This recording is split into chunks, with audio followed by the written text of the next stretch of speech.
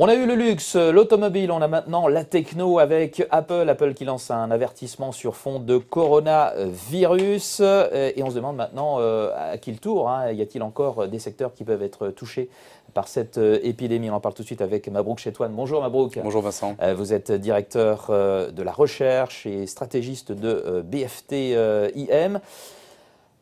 Ce qu'a annoncé Apple, ou plutôt l'avertissement qu'il a lancé, c'est vraiment un tournant pour le secteur technologique dans cette crise du coronavirus? Alors, il est vrai que Apple qui annonce de manière, entre guillemets, des diminution possible effectivement de son volume de vente, exactement, et donc de ses objectifs, fait tout de suite en fait un peu caisse de résonance, parce que c'est Apple, c'est une très grosse capitalisation, une boîte mondialement connue, et qui bien sûr a des implantations en Chine assez substantielles. Donc mécaniquement, tout le monde y prête attention, et on s'attendait effectivement à avoir une journée un peu difficile hier à l'annonce, en tout cas des annonces qui ont été faites par Apple lundi dernier.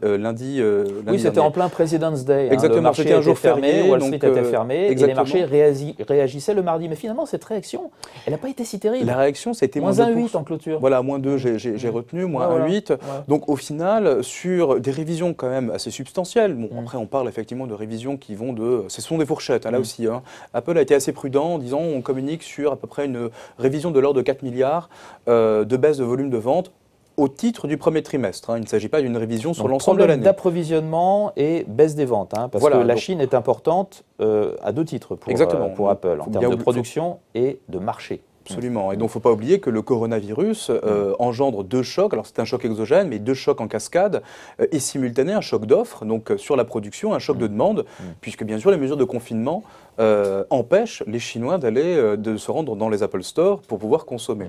Et alors, la baisse du titre Apple hier en cours de bourse a été relativement contenue, mais quand on regarde également les autres... panique, hein. Ah non, absolument aucune. Pas du tout. Aucune panique, finalement, ça a été assez maîtrisé. Alors certains diront, oui, le put Fed, Banque centrale, etc. Et plus fort que tout. Voilà, donc la Fed, c'est plus fort que toi. Voilà, la Fed, c'est le vaccin contre tout, hein, donc, y compris contre le coronavirus. Mais si on revient finalement un peu en arrière, vous parliez du secteur, effectivement, du luxe, qui au départ, effectivement, a fait les frais de ce coronavirus. Mais quand on regarde la trajectoire de ce secteur, la trajectoire boursière, quand vous regardez Hermès par exemple, ça fait plus 6% depuis le début de l'année. Donc globalement, on baisse sur l'annonce, effectivement, il y a un peu d'anxiété. Et finalement, après, on récupère. Et quand on fait le parallèle, alors tout le monde l'a fait, le parallèle avec le SRAS, on a bien vu effectivement une contraction de la consommation au moment donné, au pic de l'épidémie. Et finalement, on est reparti. Alors la question qui se pose derrière, c'est plus grave que le SRAS quand même. Hein. C'est un peu plus grave. En termes de victimes, en termes de victimes, de raisonnement planétaire. Ah oui. Alors, le SRAS, résonance planétaire, en termes de résonance planétaire, il y avait un risque aussi avec le SRAS qui a été plus rapidement contenu sans doute. Le coronavirus, ce qui impressionne, c'est le nombre de personnes confinées. Dès le début. Et puis la Chine n'est pas maintenant, en termes économiques, ce qu'elle était à l'époque. Effectivement, le poids de la Chine a quasiment été multiplié par 3 entre 2003 et maintenant. À l'échelle du commerce mondial. Avant de voir ce que peut faire justement la croissance chinoise du fait de ce coronavirus, alors il y a beaucoup d'inconnus, quel secteur pourrait être à risque maintenant? Donc on a parlé du luxe, de l'automobile, hein, puisque même les constructeurs qui ne sont pas du tout en Asie sont touchés du fait des pièces qui n'arrivent plus. Et maintenant la technologie. What's next?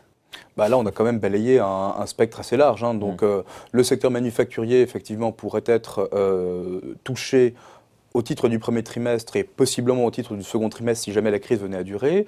On parle effectivement du secteur technologique. Il y a certains secteurs des services, notamment, qui pourront être touchés à travers le tourisme. On voit par exemple le tourisme, le transport aérien. Ah bah oui, donc il suffit de regarder un peu l'évolution boursière. Ça contraste un peu avec ce qui s'est passé de manière globale. Il n'y a pas eu vraiment d'avertissement des compagnies aériennes pour le moment, de mémoire.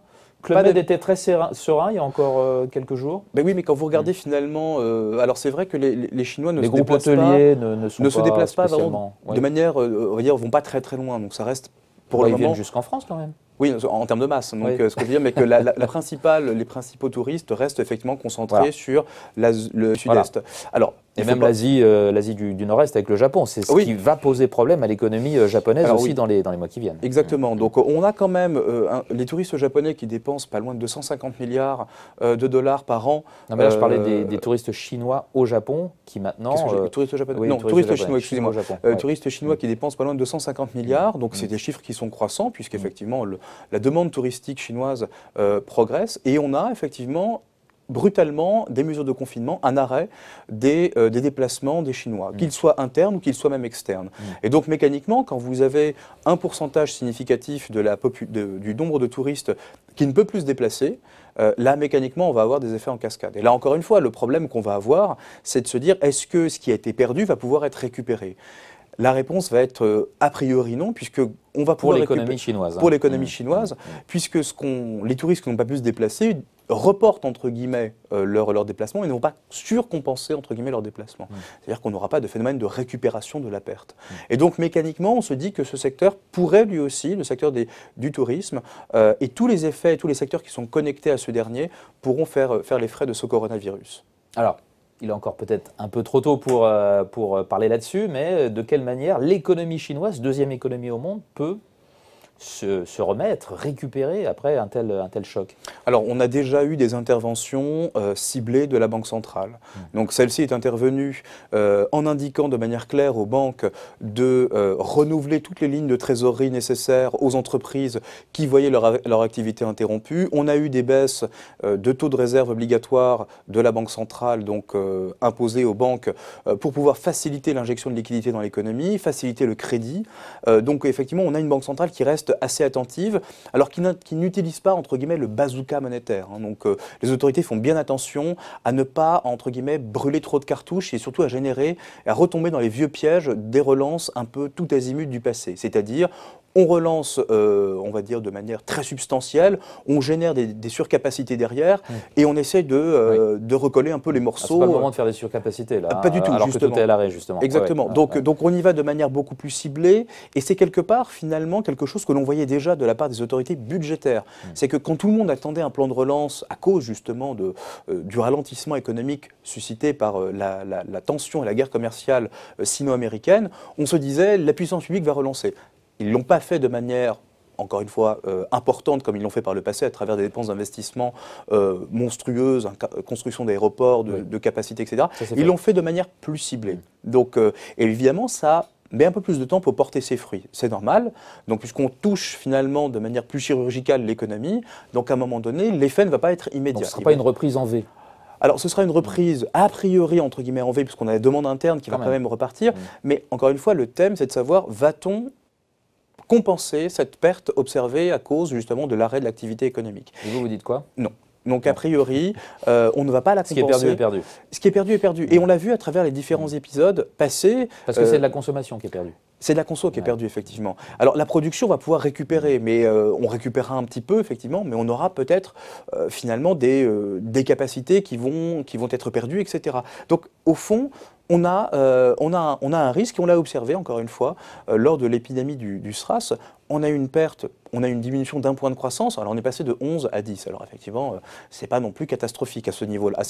Avant le coronavirus, on était à combien? 6? On était à 6. Ouais. Donc là, possiblement, enfin, alors c'est trop tôt pour se prononcer sur un impact. Quand vous regardez le spectre, finalement, des chiffres d'impact du coronavirus sur seulement le premier trimestre, on va de 0 à 5. Donc, vous voyez que c'est quand même assez... on a une dispersion quand même relativement forte. Il est trop tôt pour se prononcer, mais il est certain que cet impact sera fonction de la durée. Plus ça dure et plus ce sera effectivement pénible pour l'économie chinoise, non seulement finalement pour s'en remettre, mais aussi pour faire repartir finalement l'ensemble de son outil de production et l'ensemble des chaînes de valeur qui sont connectées. On en vient à la stratégie d'investissement dans ce contexte. On voit que les marchés sont très sereins finalement. Finalement, Apple ne perd que moins de 2%. Les indices repartent à la hausse d'une façon générale, ne serait-ce qu'à Paris, au-delà des 6000 points, même 6100, me semble-t-il. Ça veut dire quoi? Que quoi qu'il arrive, les actions restent incontournables? Alors, effectivement, quand on regarde le marché d'actions, il y a une dichotomie, les marchés de manière générale, il y a une dichotomie entre le marché d'actions, les marchés d'actions et les marchés obligataires, par exemple. Obligataires souverains, je parle. Les marchés d'actions, comme vous l'avez souligné, effectivement, ne craignent absolument pas le coronavirus, si je puis dire.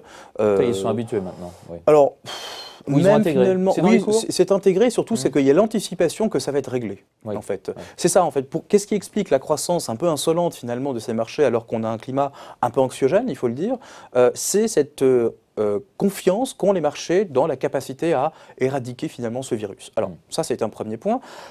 Alors il y a des zones évidemment qui sont un peu plus touchées que d'autres. Alors la zone émergente à un moment donné a pâti bien sûr de ce coronavirus, la zone asiatique bien sûr en tête de liste. Oui, parce que je parlais du Japon touché via le tourisme chinois qui est à l'arrêt, mais aussi le Vietnam, la Thaïlande. Notamment. La Malaisie et tous ces pays-là qui gravitent effectivement dans cette zone, qui ont été touchés.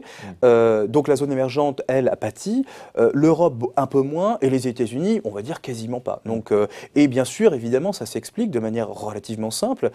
Aujourd'hui, on va chercher la valeur refuge. La valeur refuge, elle est principalement, bien sûr, dans les marchés obligataires américains et bien sûr européens, mais on va également chercher de la valeur refuge à travers du franc suisse, du yen et du dollar surtout. Donc ce qui explique la solidité aujourd'hui, quasi l'invincibilité du dollar, c'est justement son caractère safe haven, valeur refuge.